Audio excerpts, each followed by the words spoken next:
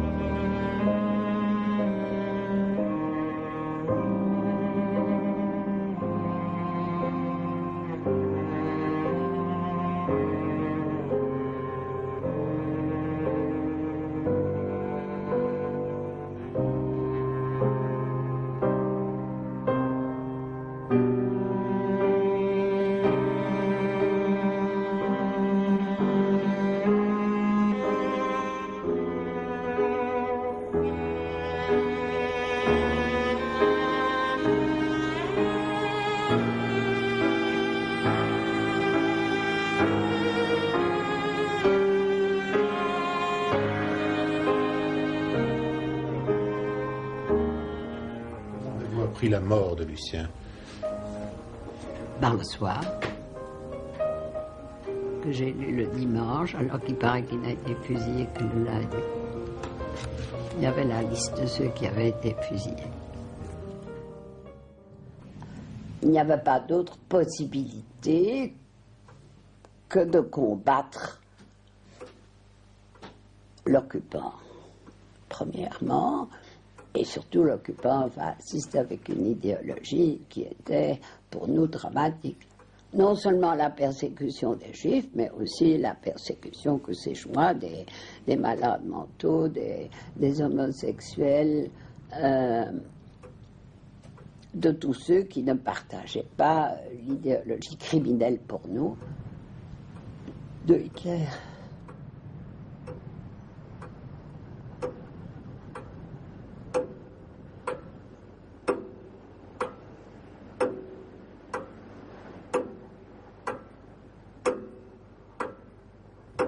Les résistants arrêtés ont séjourné et souffert dans cet immeuble, numéro 347, avenue Louise, le premier cercle de l'enfer. En préparant le film, j'ai redécouvert ce lieu, ce bâtiment. Je l'ai fouillé, scruté, déchiffré.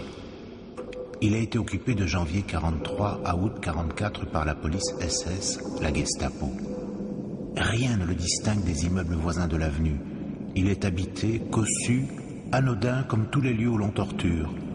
Dans les caves, les murs me parlent à chaque visite. Sous la couche de chaux, des noms, des appels, des adieux, des graffitis par dizaines, gravés par les résistants enfermés dans les cellules entre deux interrogatoires.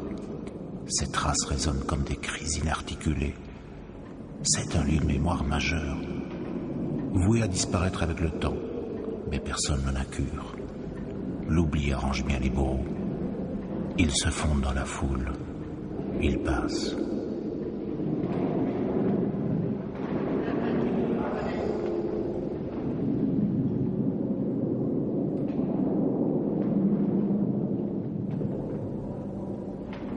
Garde la tête haute. Préserve ta conscience. Jules Boisseau. Je connais ce nom.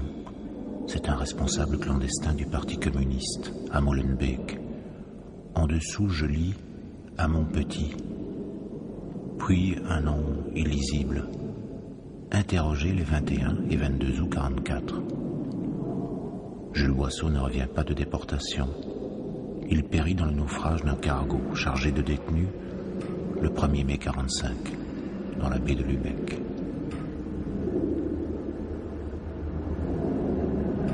Des noms de femmes. Anna, Maggie, Marianne, à toi ma dernière pensée. Mon Dieu, aide-moi.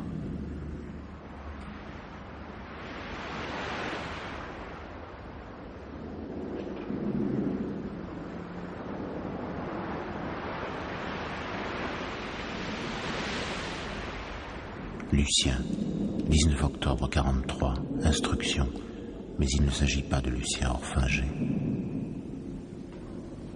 Vive la vie.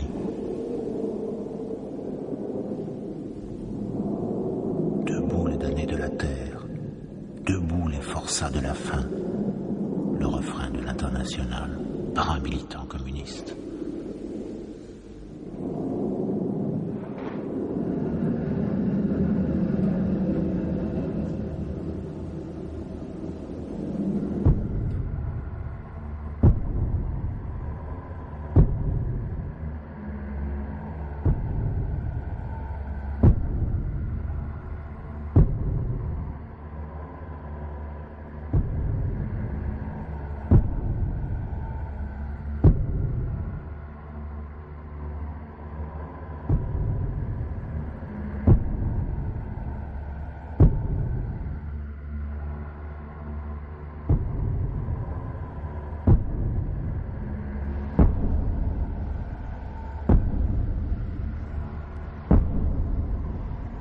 Ça a duré des heures et finalement, j'étais sur le point vraiment de tout lâcher parce que c'était totalement impossible.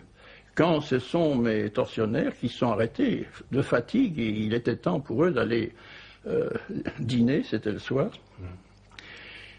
Et ils ont dit on prendra ça demain matin. Et ils m'ont flanqué dans une cellule de prison. J'ai passé la nuit, naturellement, j'ai pas dormi une seconde. Mais je me suis aperçu que je n'avais plus qu'un atout. C'est justement qu'ils croyaient que j'étais capable encore de résister, puisque j'avais au fait rien dit.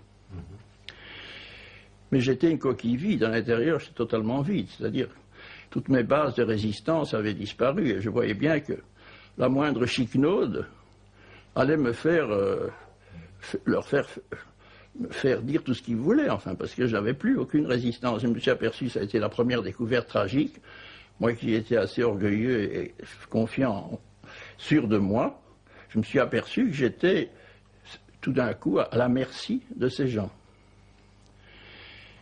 Donc c'était la première sensation d'une perte de liberté qui a duré pendant tout le temps de ma captivité.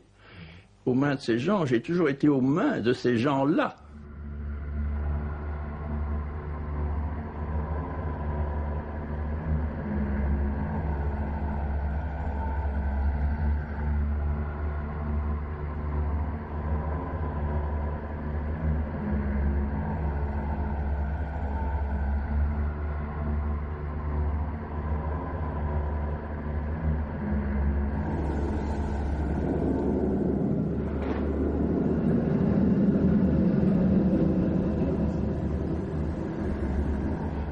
Mais je m'insurge avec indignation contre les gens qui disent que j'ai donné des renseignements.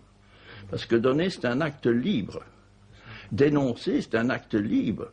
La délation, c'est un acte libre. Je n'ai jamais été libre. J'ai été tout le temps sous la contrainte, j'ose dire absolue, la hantise totale de ce qui recommence, ce qui m'avait fait. Et j'avais vu que c'était impossible de résister. Donc voilà. En fait, je ne peux pas dire que... Bon, voilà la question. Est-ce que j'ai bien ou est-ce que j'ai mal fait? Il est certain que j'ai mal fait, dans la mesure où il y a eu des conséquences. Mais la question, c'est est-ce que je pouvais faire autrement? Est-ce que je pouvais agir autrement?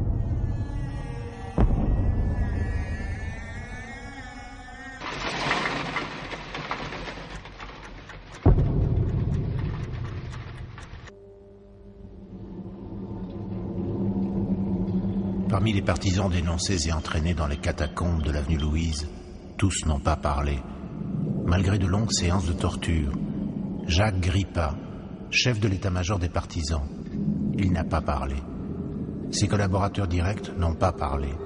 Julien Hamey, torturé, fusillé. Bruno Weingast, communiste autrichien en exil, ancien des brigades d'Espagne, torturé, fusillé. Au 9e étage, le partisan Émile Meerland enjambe l'appui de la fenêtre. Il se précipite dans le vide. Il n'a pas parlé. Il voulait échapper aux interrogatoires raffinés. Ce 1er avril 1944.